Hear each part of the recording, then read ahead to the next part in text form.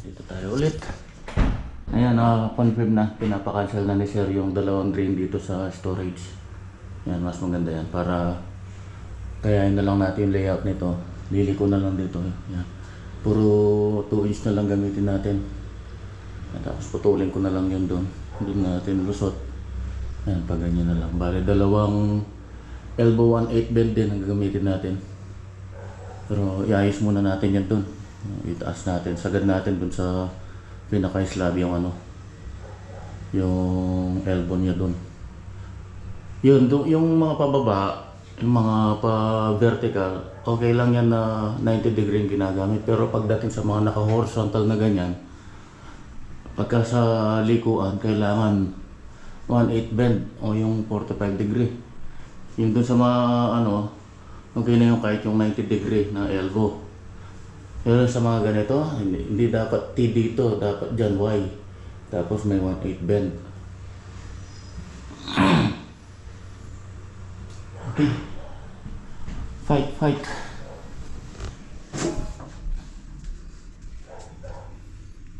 Magbubutas pa ako dumanda ron doon sa may tapat ng ilaw yata yun.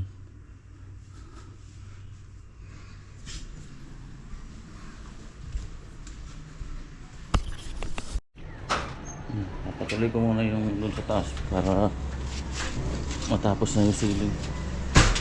Saraduhan na.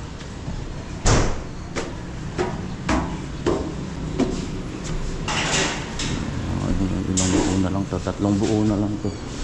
Tapos yung siro ko dito.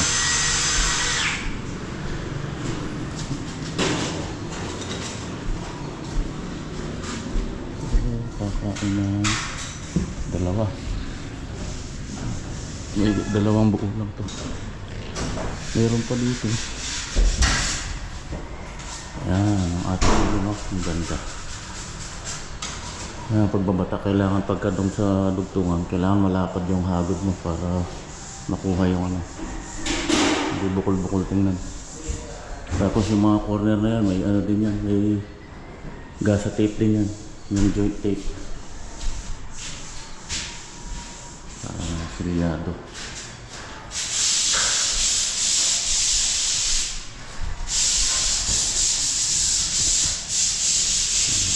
Takot na din.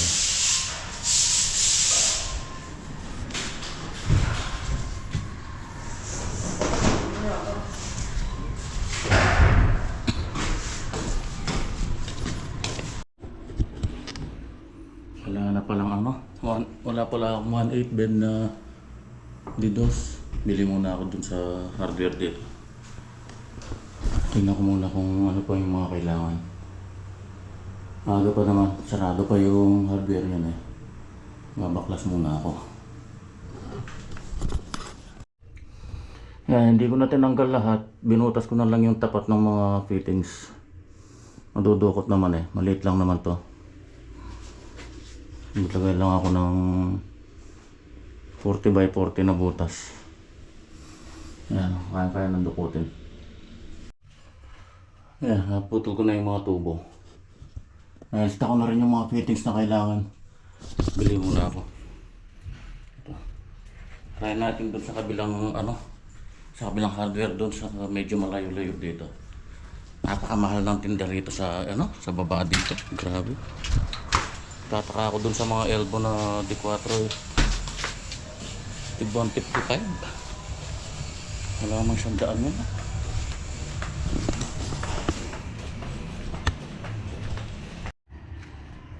Daming nalalaglag naman ka dito. Ayan apple mango. Hindi ko lang kung saan puno galing yan. Baka doon sa taas na yun. Saan ako nakikita ang bunga rito eh. Doon nga siguro. Let's go. Uy, ang ganda napinturahan nila. Okay, ayan, dito tayo sa hardware dito sa taas to, sa taas, hindi sa baba. Ayan. Okay, ito na. Ang dami mga fittings.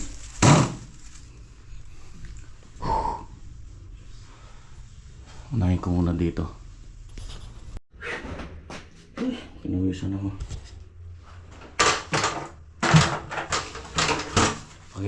Pakita ko lang yung yung layout na ginawa ko. Ayan, bali ganyan siya.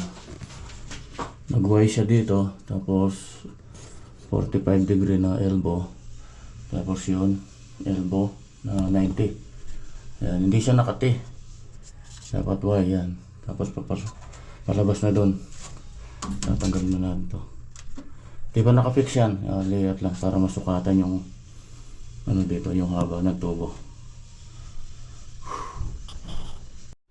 Okay, nakafix na to. Tingnan nyo yung slope niya ngayon, napakaganda. Yan o. Dito sinagad ko para mas mataas siya, pati yun. Maganda yung takbo. Tapos dito tayo magbababa ng unti-unti niya. Ang bigat.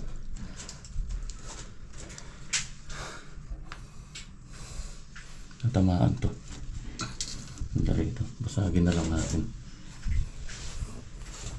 Di niyan. Ganda ng flow ng tubig niyan. Ganda ng ano niya.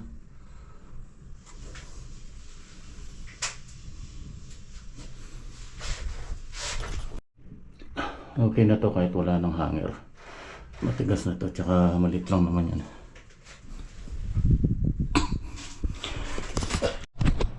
Okay, ayan na. Ayos na. Naka-fix na lahat yan. Yung mga fittings natin. So ayan. Lumabas na doon. Lalagyan ko lang muna ng hanger. Dito kailangan ng hanger. Doon hindi na kasi nakadapo na doon sa asintada na yun. Ito na lang. Tapos pinapatuyo ko lang yung solvent. Mamaya lagyan natin ng ANB naman. Bago tayo magdugtong sa labas. Para tapos kagad dito. Bago natin iwan. At yung mga wala sa ayos eh. Mga electrical. Kaganon yung ceiling kulang sa hanger dito sa gitna. Saka madalang yung mga paring.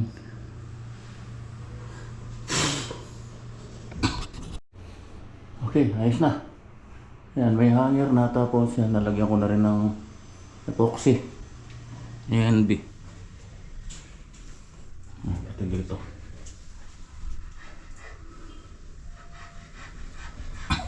Eh, may naiwan pa palang isa. Ayan. Limutan ko Hindi ko napansin. Ulam natin ngayon. Pambansang ulam. Ayun adobo. Okay na to. Yung una nasa taas. Ang lagay.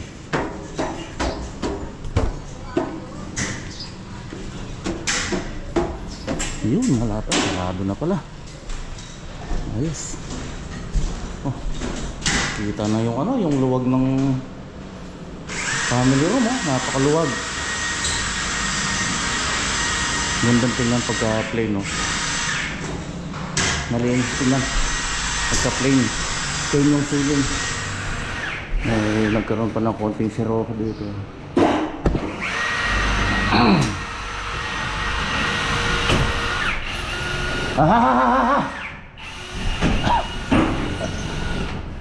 Ayan na.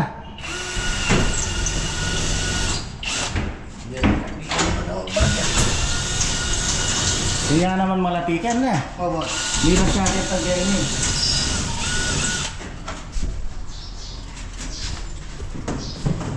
May tatlo pa. Tama-tama na. May gamit kayo tagay ang kilobgan. May gamit na. Kami itong... Kali pa, hindi lang gamit ang meron nito ba? Yung pa may itong buukan niya gan. Lapa na yan. Kapit na. Grabe ka na siya ito. Pupwetang Oo. Tama, pampalit dun sa baba. Tapos nandito sa may terrace. Sakto lang yun.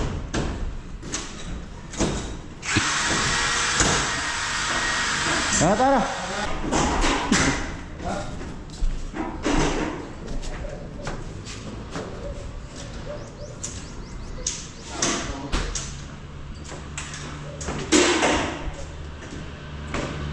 Kulang pa pala yung mga tubo ko. Yung DDoS kulang pa. Kulang pa ng isa para dun sa ano niya, ventilation.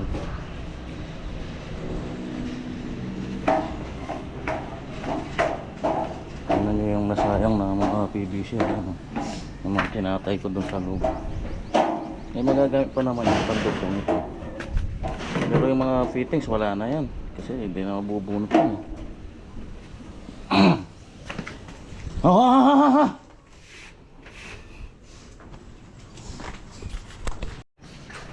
Pambira. Napalaban ako dito sa likod. Naitap ko na yung ano. Naidugtong ko na yun dun sa mga drain. Ayun o.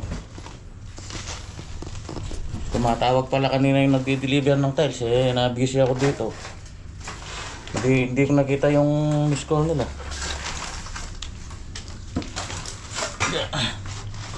Umalis. Mas tumawag ako. Babalik daw. Ayun, ganyan lang yung ginawa ko. Yan, nakakonect na yun dun. Bali dito na ako nag-reducer. Yan, may coupling reducer ito. 3x2. Tapos dito. Y sana ito eh. Para diretso na lang. Kaso, walang Y dun sa hardware. Kaya ganito na lang ginawa ko. Kung Y sana yan, isang ano na lang dyan. Oh. Elbow na lang dun tapos Y. Wala na sanang dalawang 1/8 bend na ganyan. Tapos dito yung kanyang ventilation, air vent. Ayan, ito naman yung titirahin ko niyan. Pa 45 tayo, mag 1/8 bend tayo ulit dito. Pababa. Nagukay pa ako ng konti dito eh. Tigas, ang daming yung ano, yung pinaglaglagan ng plastering. Kapal dyan, oh. Nilakang ko ng konti doon eh.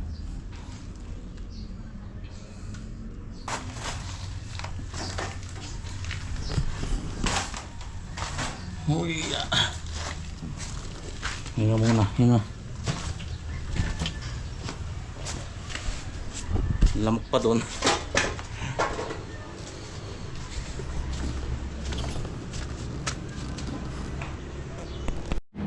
Maisa na yung ceiling. Nagpa-primer na rin si Jeff dito.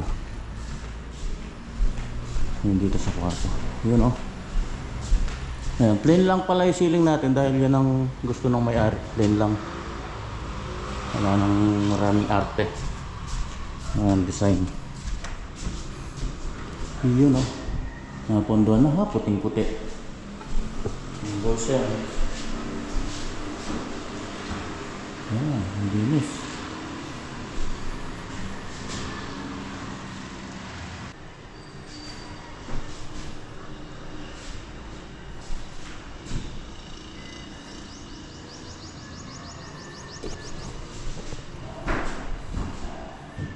Napakaliwalas.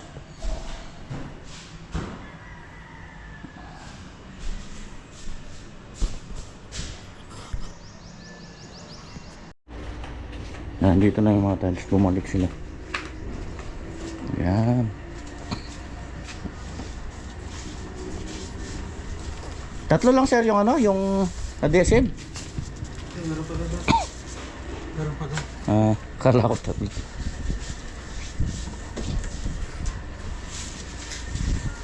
Ito yung sa floor, sa ano, glossy ka. Beige.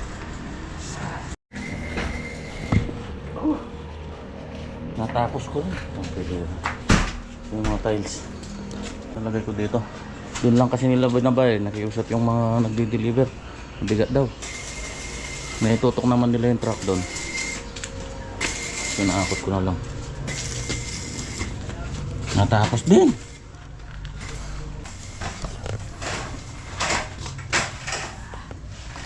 Makitulog ko sa amoy. Nakulog dito. Sa pakita ko.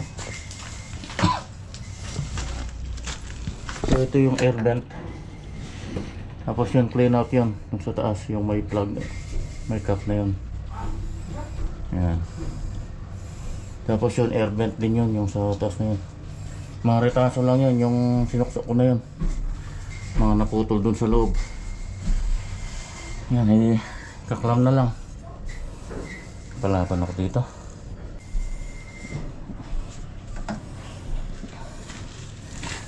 Naku. Yan, ayos na. Papasaraduhan ko na lang ng semento yan pagka nagano tayo, tiles. Pagka may mga sobrang halo, papitikin ko yun. Wala tayong buhayin kasi ngayon eh.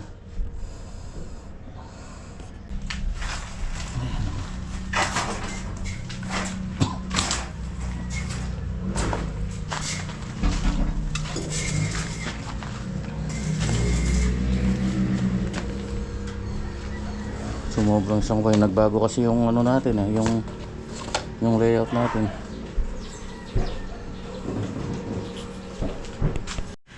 Kaya pabuhusan ko kay Calvo dun sa taas. Kita natin yung ano, kung may tagas. Para mapasaraduhan na bukas.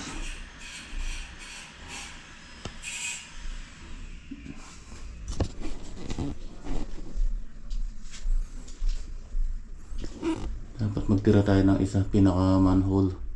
Papatira ko ito. Lagyan na lang ng takip manhole. Sige!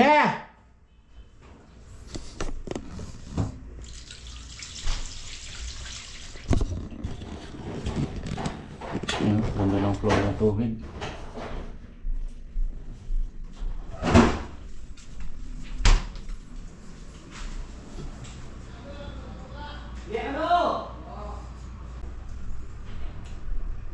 Leak test.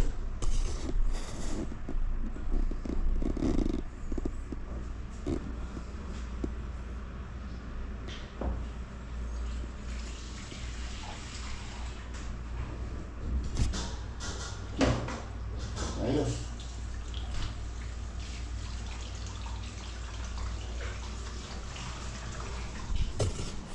Sige, basta bulus mo yan.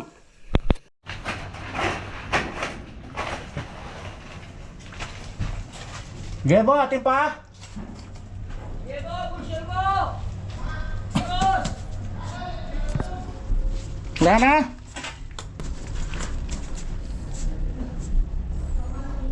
Oh, ayos na.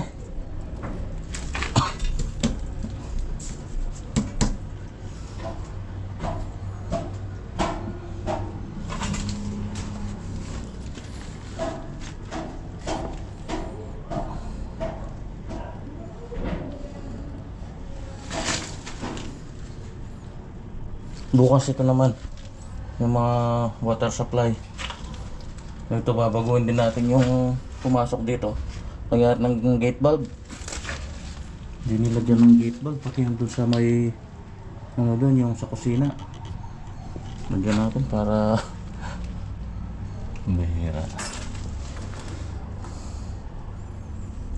So dito na lang lalagay yung gate valve ito.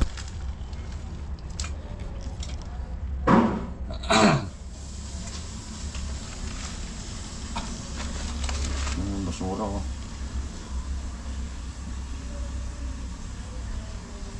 Taas dito. Itong lugar na to. Dito nagpapatambak.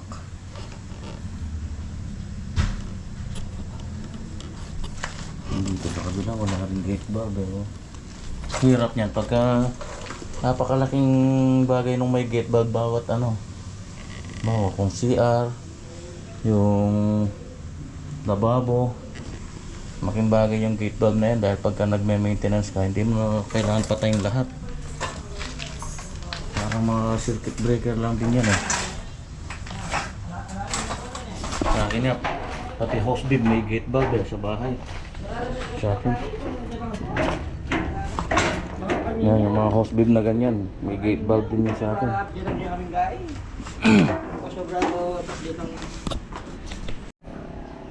Sumakit yung katawan ko dito sa masakit na to. Pangalawang araw ko na ngayon kinakana. Ay. Tapos saraduhan ko na bukas. Dahil pang kulang yung mga tubo natin ah. 4 tayo, tapos yung mga gagapang pa dito. Mag-reducer na lang tayo. Yung dalawa siguro doon 3, tapos pagdating dito 4 na. Ano na lang tayo, coupling reducer 4x3.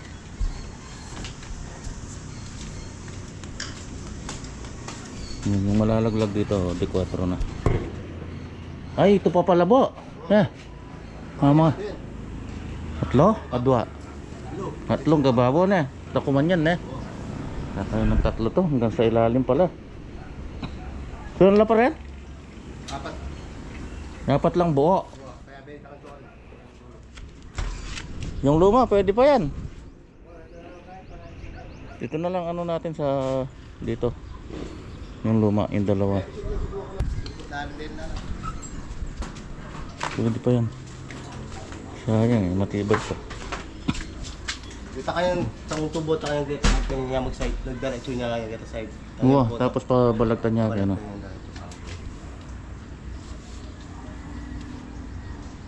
Hindi pa yung battery yan, boss? Wala na. Ayan yan. Ayan yan pinsil.